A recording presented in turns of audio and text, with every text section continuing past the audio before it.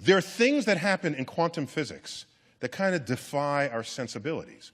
Like particles pop in and out of existence. They defy any rational attempt to understand it. Particles can be entangled with one another. A particle can be here, and there's a barrier, and it can spontaneously show up on the other side of the barrier at faster than the speed of light.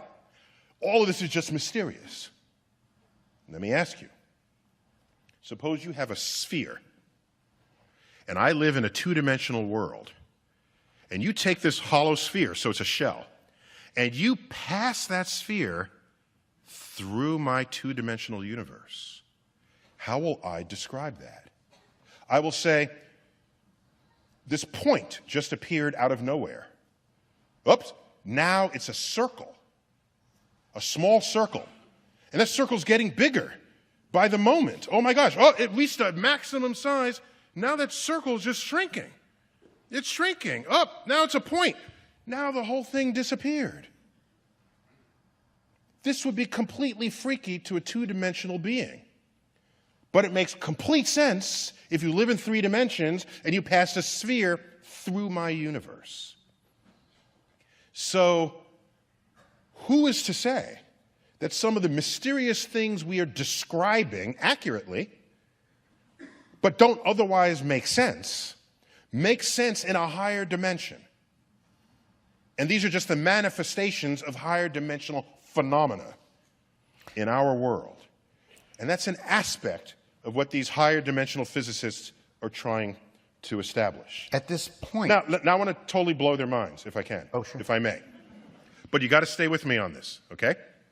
We're all Upper East Siders, so you got this. You ready? Okay. These are not all Upper East Side. There are suspiciously un-Upper East Side people littering the room. Okay. But you got to stay with me, okay? A point has no dimensions. There's no height, width, depth, so it has 0 dimensions. A line has 1 dimension, length. Okay? A square has 2 dimensions, sort of height and width. A cube has 3 dimensions, height, width, depth. We got this. Now follow me. A line is 1-dimensional, but it's bounded by 2 0-dimensional things. Those are the points. 1 dimension bounded by 2 0-dimensional points. A square is 2 dimensions bounded by 4 1-dimensional sides.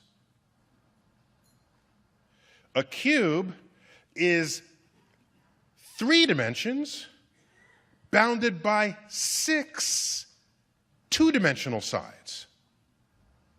So in other words, the dimensions of your sides are going up. Your line is bound by 0-dimensional points. Your square is bound by 2-dimensional lines. I mean, by 1-dimensional sides. The cube is bound by 2-dimensional squares. Okay? So we're going up 2, 4, 6. 2 points, 4 sides of a square, 6 sides of a cube. And each side is 1 dimension less. They're squares on the sides of a cube.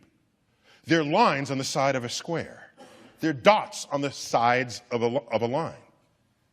Let's go up to a 4-dimensional cube. A 4-dimensional cube has 8 sides. A regular cube had 6 sides. We're going up by 2. A 4-dimensional cube has 8 sides. And each of those sides is a 3-dimensional cube. 1 dimension down from itself. In the same way, each side of a 3-dimensional cube is a 2-dimensional square. So when you get to 4 dimensions, the sides are 3-dimensional surfaces. And you can take this all the way up. And our brains can't picture what we call a hypercube, in some circles a tesseract. We can't picture a volume bounded by 3-dimensional cubes. What does it even mean? This is because we evolved in the plains of Africa, just not wanting to get eaten by a lion. Our neurosynapses are ill-equipped to do the distance on this. And this is why we invent mathematics that can take us there.